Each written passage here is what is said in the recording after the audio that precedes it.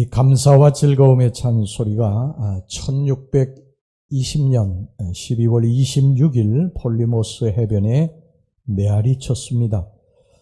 메이플라워 호를 타고 아메리카에 막 도착한 청교도들이 외치는 소리였습니다.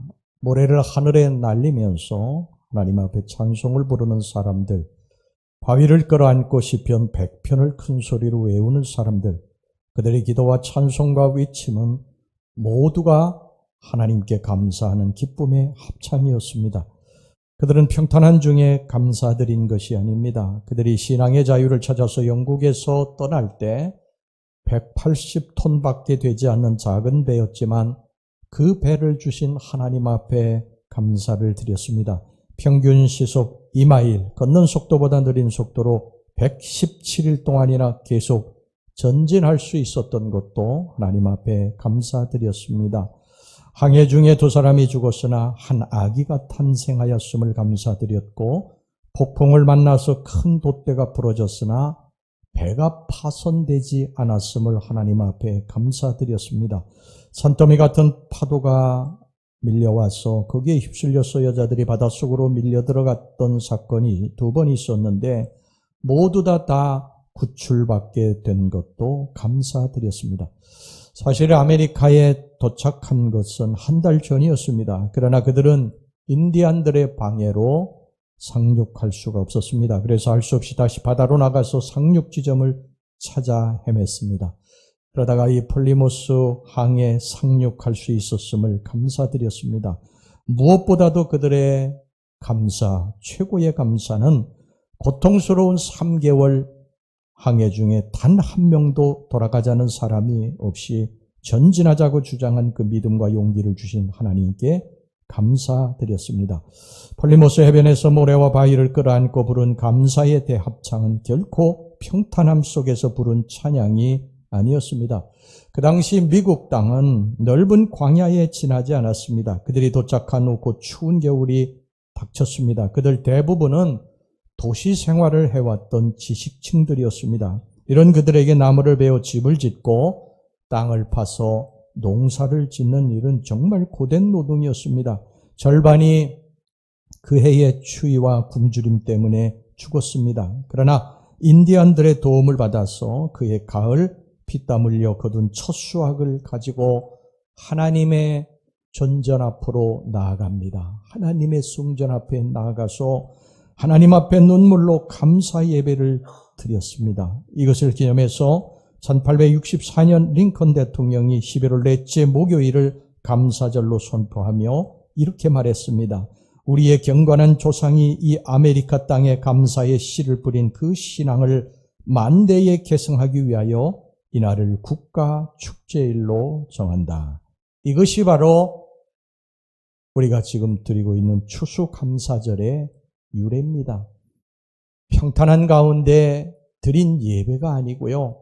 정말 힘들고 어려운 상황 가운데서 하나님을 기억하고 하나님이 이루셨다고 하나님 앞에 감사하며 드렸던 그러한 추수감사절 절기인 것입니다.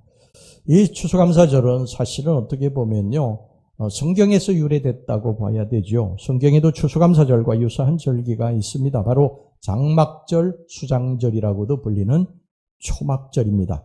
해마다 이 절기가 되면, 초막절이 되면 이스라엘 백성들은 광야에 나가서 초막을 짓습니다. 그리고 그 초막 속에서 하나님이 자신들을 1년 동안 지켜주신 것 감사하면서 한 주간을 보내게 됩니다.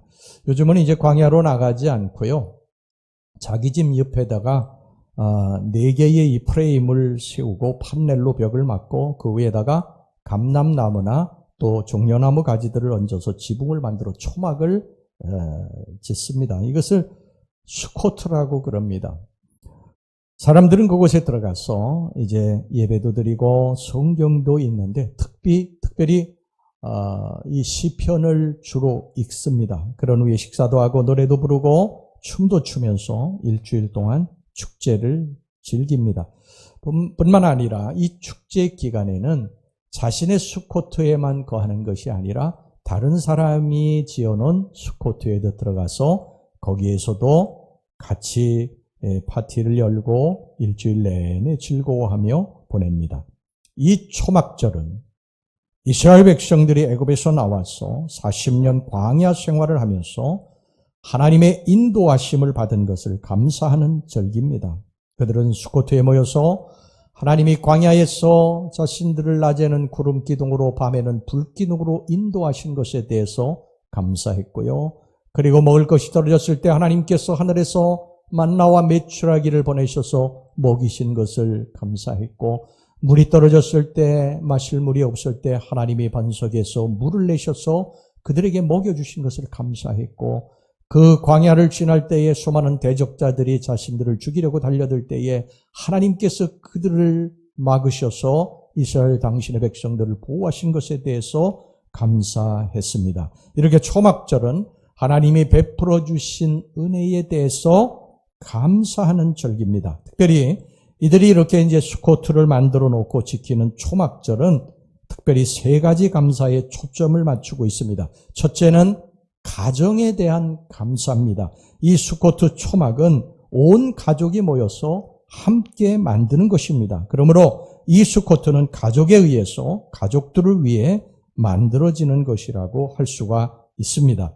이스라엘 백성들이 광야를 지날 때에 이스라엘 백성들의 가장 힘이 되는 사람들은 누구였느냐 하면 가족들이었어요. 광야는 결코 쉬운 곳이 아니죠. 낮에는 너무너무 뜨겁고 밤에는 너무너무 춥습니다. 그리고 먹을 것도 없어요. 마실 물도 없습니다. 대적자들은 달려듭니다. 그럼에도 불구하고 이들이 견딜 수 있었던 그 단 한 가지 이유는 뭐냐? 남편이 힘들 때 아내가 그 손을 붙잡아 준 것이고, 아내가 힘들 때 남편이 그 손을 붙잡아 준 그 힘 때문에 그 광야 생활을 견딜 수 있었던 것입니다. 부부가 힘들면 자식들이 어머니 아버지의 손을 붙잡아 준 것입니다. 이것이 그들의 힘이었어요. 이 힘을 가지고 바로 이 광야를 지날 수 있었던 것입니다. 지금 우리는 인생 광야를 지나고 있어요. 이 인생이라고 하는 것이 얼마나 혹독한 곳인가 하는 것은 여러분들은 다 겪어봐서 알 것입니다. 한 고비 넘으면 또 한 고비가 기다리고 있고, 이제 다 왔나 싶었는데 또 갈 길이 멀어요.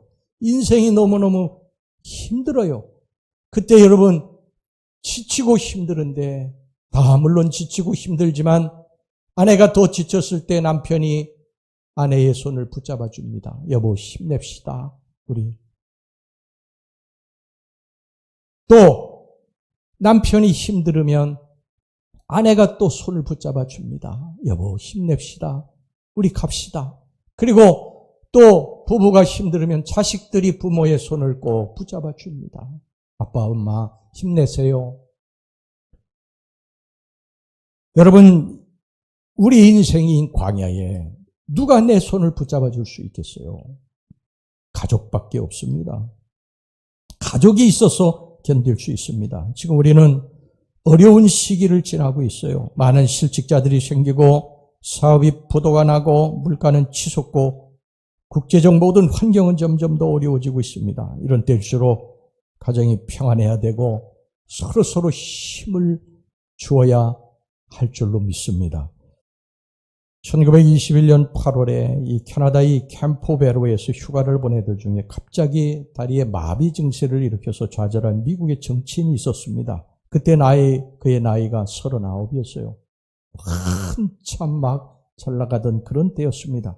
인생의 상승기를 탔었는데 갑자기 닥친 불행이었습니다. 더욱이 그는 1년 전에 부통령 후보로 나섰다가 참패했고요. 그는 회복 불능의 척수성 소아마비 진단을 받고 휠체어에 의지해 살아야 되는 시련을 맞습니다. 마비가 온 것은 다리만이 아니었어요. 그의 꿈도 다 사라지고 소망도 사라졌습니다. 인생도 다 마비됐어요. 그러나 그는 장애인으로 7년 후에 뉴욕 주지사가 되고 다시 4년 후에 미국의 제32대 대통령에 당선이 됩니다. 그리고 재선 3선으로 미국 역사를 주도하는 인물이 되는데 그의 이름 바로 프랭클린 D 루스벨트입니다. 그의 재기에는 소녀 가장 출신인 아내 안나 일리노의 헌신적인 사랑이 있었습니다. 그가 좌절을 겪고 있었을 때 하루는 아내와 함께 휠체어에 의지해서 산책을 했어요. 바쁘게 건강하게 막 뛰어다니는 사람들을 바라보던 이 루즈벨트가 아내에게 불쑥 이렇게 말을 합니다. 당신은 이렇게 된 나를 아직도 사랑하고 있어? 그렇게 물었어요. 그녀는 남편의 손을 꼭 잡으면서 이런 말을 합니다. 사랑하다 마다요. 나는 당신의 불편한 다리뿐 아니라 당신의 꿈과 미래도 당신의 전 인생까지도 사랑합니다. 여기에 루즈벨트가 인생을 반전시킬 큰 힘을 얻습니다. 그래, 내게도 희망이 있다. 나를 믿어주고 사랑해주고 나에게 소망을 주고 나를 붙들어주는 내 아내가 있구나. 내 가족이 있구나. 그러면서 시련을 극복해서 마침내 꿈을 이루게 됩니다. 루스벨트가 가장 힘들고 어려울 때 그의 손을 붙들어준 것은 바로 그의 가족이었습니다. 여러분, 우리 모두 이런 가정에 감사거리를 주신 하나님 앞에 감사하고 살아갑시다. 할렐루야. 여러분들의 남편이 힘들 때, 여러분들의 남편이 사는 세상이 그렇게 녹록한 세상이 아니에요. 아내들이 이것을 알고 남편의 손을 꼭 붙들어주고, 가정에 살림하는 아내, 또 때로는 일터에 나가서 또 일도 같이 하는 아내, 그 손을 꼭 붙들어주고, 자식들이 부모의 손을 붙잡고 같이 기도해주고 힘을 보태고 그렇게 나가는 그런 아름다운 가정을 우리 모두 다 가질 수 있기를 다시 한번 주의 이름으로 축원합니다. 그 다음에 두 번째, 이 수코트의 감사는 어디에 초점이 맞춰져 있느냐?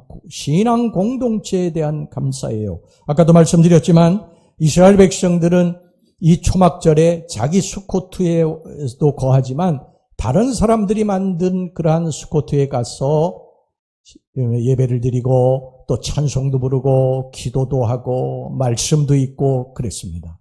이것은 무엇을 의미하느냐 하면 과거의 이스라엘 백성들의 광야의 행진이 비단 나의 가족의 행진이었을 뿐만 아니라 더 큰 가족의 공동체의 행진이었다는 사실을 말해주고 있는 것입니다. 이들은 가족뿐만 아니라 하나님을 섬기는 사람들과 같이 힘들고 고통스러운 광야를 서로 지탱하며 서로 격려하고 위로하며 걸었던 것입니다. 저는 이것이 바로 신앙 공동체, 믿음의 공동체인 교회에 대한 감사라고 생각을 합니다. 여러분, 교회를 어떻게 생각하십니까? 세상 사람들은 교회에 돌을 던지고 있어요. 굉장히 날카로운 비판을 지금 퍼붓고 있습니다. 오늘날 교회가 이 세상을 향해서 할 일을 다 하지 못하고 있다는 비판을 많이 받아요. 저는 이 비판이 상당 부분 옳다고 생각을 해요. 그리고 부끄러움을 느낍니다. 하지만 이 땅에 교회가 없다고 여러분 생각을 해보세요. 우리가 어디 가서 힘을 얻고 소망과 용기를 얻겠습니까? 또 어디에서 우리의 죄를 깨닫고 눈물로 통회하고 자복하면서 용서를 빌겠어요? 지금 교회에 대한 비판 중에 상당 부분은 옳습니다. 우리가 고쳐나가야 돼요. 우리의 믿는 사람들이 정말 이거 반성하고 고쳐나가야 됩니다. 그러나 그럼에도 불구하고 교회는 영원토록 존속되어야 된다. 힘없고 지치고 그리고 비천한 사람들, 아무것도 없는 사람들이 와서 소망과 위로와 힘을 얻고 나아갈 수 있는 것은 교회밖에 없습니다. 위대한 과학자 아인슈타인은 노후에 기독교 신앙이 귀했어요. 귀하면서 이런 유명한 고백을 남겼습니다. 나는 평소에 젊었을 때 교회를 경멸했다. 교회를 무시했다. 그러나 내 조국 독일이 어두워졌을 때, 그리고 나치의 핍박 아래 있었을 때 내가 경멸하고 무시했던 교회는 우리 민족의 유일한 소망이었고 사람들의 안식처였다. 그리고 내가 나이를 먹어가면서 내 노후의 인생의 석양역에 나는 교회 이외에 내 영혼의 위로를 경험할 수 있는 장소를 찾지 못했다. 나는 이제 교회로 다시 돌아간다. 여러분, 우리나라의 조선의 역사도 보면요, 우리 3.1운동을 주도한 사람 전부 기독교인들입니다. 만세를 부르고 일제의 식민지로부터 해방되기를 간구했던 사람들 전부 다 기독교인들이었어요.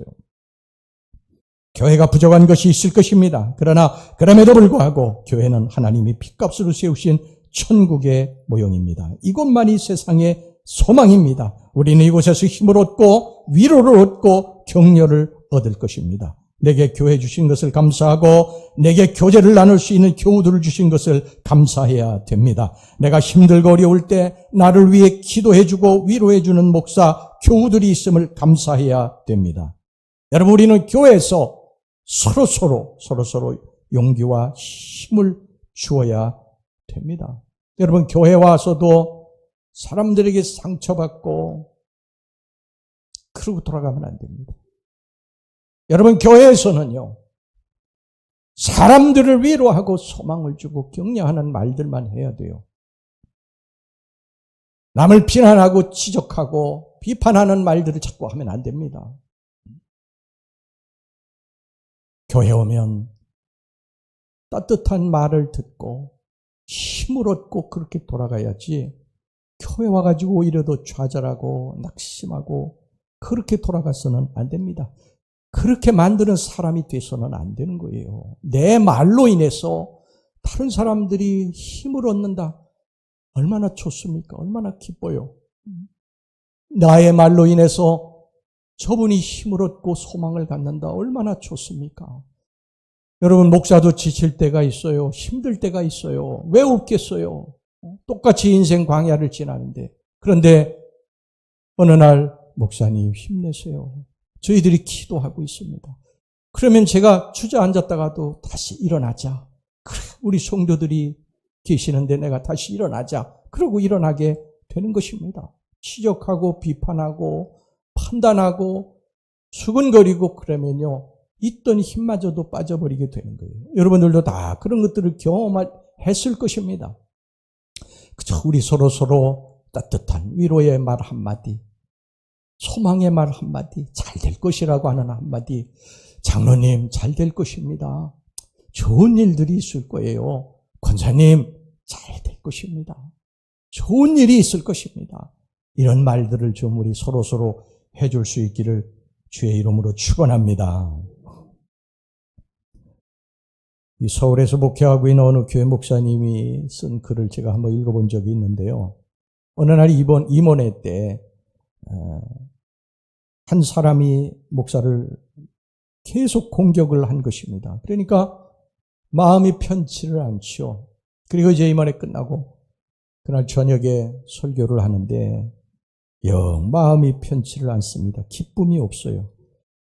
그때 한 부부 집사가 찾아와가지고 별말 없이 선물 하나를 목사님 책상 위에 놓고 갔답니다. 펴고 왔더니 예쁜 카드에 몇 자가 이렇게 적혀져 있고, 그리고 2개의 예쁜 손수건도 함께 들어있었어요. 내용인즉 오늘 낮에 목사님께서 좀 속상하셨을 것 같아서 위로의 카드를 드리기로 했다는 것입니다. 그 손수건으로 마음의 눈물을 닦으라는 그런 의미였습니다. 목회의 어려움이라고 하는 것은요, 예견된 고통이지만 목회자가 힘든 것은 위로가 필요할 때 바나바와 같은 위로자가 곁에 없기 때문에 힘이 드는 것입니다. 여러분, 작은 것에 서로 감동을 주고 그리고 감사하는 저와 여러분들이 됐으면 좋겠습니다. 목사는 성도에게, 성도는 목사에게 여러분 아무 관심도 없고 그저 사무적이고 냉랭한 관계에 감사와 감동이 여러분 없다면요, 이 관계가 얼마나 불편한 관계가 되겠습니까? 여러분, 이곳은 하늘나라의 모형입니다. 천국입니다. 이 천국은 우리들이 만들어가야 되는 천국이에요. 그러니까 우리 여러분 오늘 하루라도요, 좀 교회에 오셔서, 다음 주일은 또 어떻게 될지 모르겠어요. 또 한 주간 또 까먹으니까. 근데 오늘만이라도 힘을 좀 주세요. 목사님 힘내세요.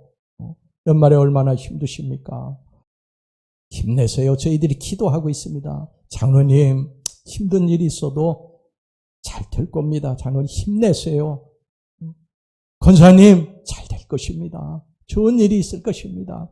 집사님 잘 될 거예요. 걱정하지 마세요. 하나님이 뒤에서 밀어주실 거예요. 앞에서 끌어주실 거예요. 여러분, 우리가 이런 말 한마디, 따뜻한 말 한마디, 위로와 소망의 말 한마디를 하면 이 신앙 공동체가 천국이 될 것을 믿습니다. 할렐루야.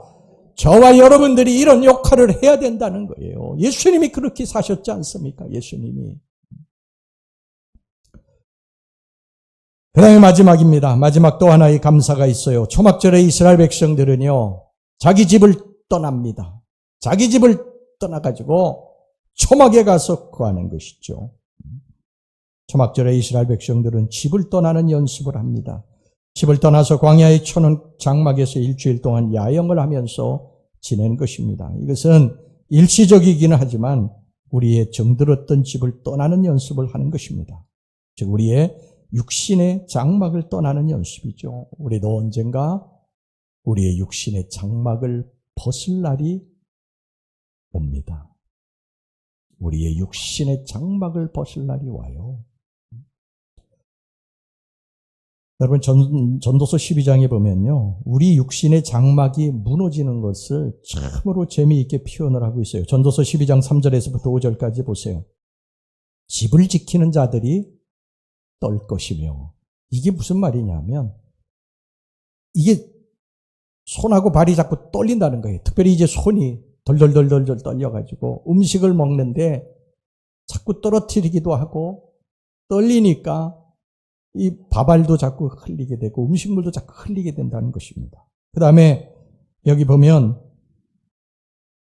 힘 있는 자들이 구부러질 것이며, 이 말은 뭐냐면 허리가 자꾸 굽어진다는 거예요. 허리가.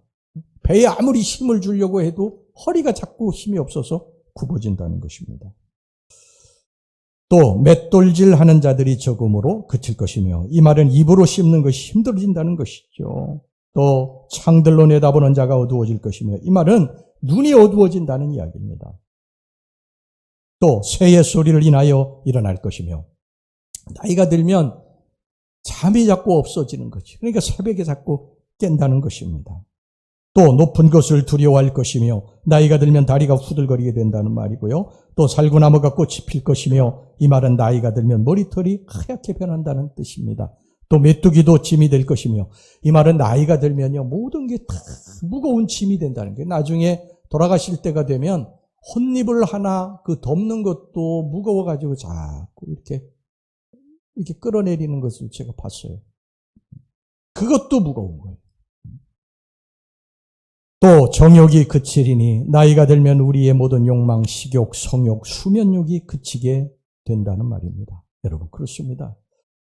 세월이 가면요, 아무리 항우 장사라고 해도 세월의 잔인함을 막을 길이 없습니다. 제가 이 교회 처음 와가지고 우리 교회를요, 이 본당에서 주방으로 막 날아다니던 그런 분들이 지금은 다 그렇게 못하고 있지 않습니까? 세월의 무게를 이기지 못하는 것이죠. 우리는 늘 이렇게 같이 얼굴을 마주보고 있으니까 늙는 거를 잘 모르지만요, 10년이 넘고 20년이 되고 이렇게 하면 그때 한번 만나보세요. 완전히 다 할아버지 노파가 다 되고 만 것이죠. 얼마 전 제가 길을 가다가요, 어느 노부부가 이렇게 걷는 모습을 보았어요. 횡단보도 건너편에서 노부부가 걷는 모습을 봤는데,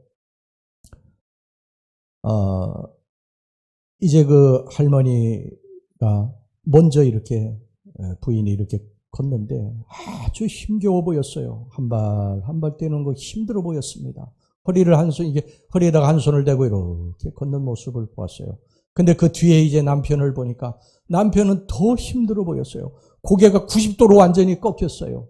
그리고 허리가 이렇게 구부러졌는데 한 발을 떼놓을 때마다 몇 초는 걸리는 것 같았어요. 몇 초는. 한 발 떼놓고 또 한 발 떼놓고 한 발 떼놓고 또 한 발 떼놓고, 부인은 그것을 또 기다려주면서 허리를 이렇게 펴면서 쳐다보고, 그것을 보면서 부모님 생각도 났고요. 그리고 참 늙는다는 것이 슬프구나, 그런 생각을 해보았습니다. 제가 그래서 우리 큰아들한테 그 얘기를 했더니, 자신도 연세 드신 어르신들 보면 부모님 생각이 그렇게 난다고 그러면서, 그래도 아빠는 괜찮을 거라고, 할아버지가 90세 넘으셨어도 꼿꼿하게 걸어 다니셔가지고 아빠는 괜찮을 거라고 그래가지고 웃었습니다. 여러분, 어릴 적에 우리는요, 아버지가 세상에 제일 강한 사람으로 생각을 해요. 근데 세상에서 가장 강할 것 같은 아버지도 세월의 무게 앞에 허리가 굽어지고 누가 부축을 해야 걸을 수 있는 노인이 되고 맙니다. 세상에서 가장 아름다운 사람들에게 정말 박수받았던 여배우들도 세월의 무게를 이기지 못해 다 늙고 추레한 노파가 되고 말지 않습니까? 누가 이 세월을 막을 수 있겠어요? 어느 누가 이 세월을 막을 수 있습니까? 여러분들 다 옛날에 20대 때 30대 때 젊고 아름다운 모습들 아니었습니까?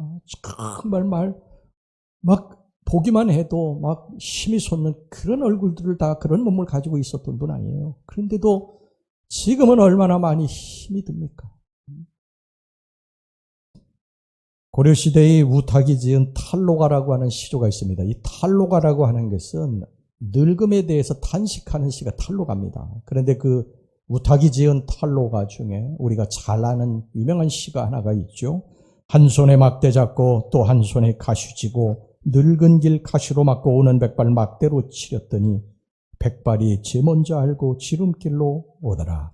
우탁이 남긴 또 이 탈로가 또 시조 하나가 있어요. 춘산에 눈 녹아 바람 문득 불고 간데 없다. 잠깐만 빌어다가 머리 위에 불게 하고 싶구나. 귀 밑에 해묵은 소리를 녹여볼까 하노라. 어쩔 수 없습니다. 세월이 가면 누구든지 다 육신의 장막은 무너지게 되어 있어요. 다 조금씩 무너집니다. 제가 오래전에 강화도에 갔더니요.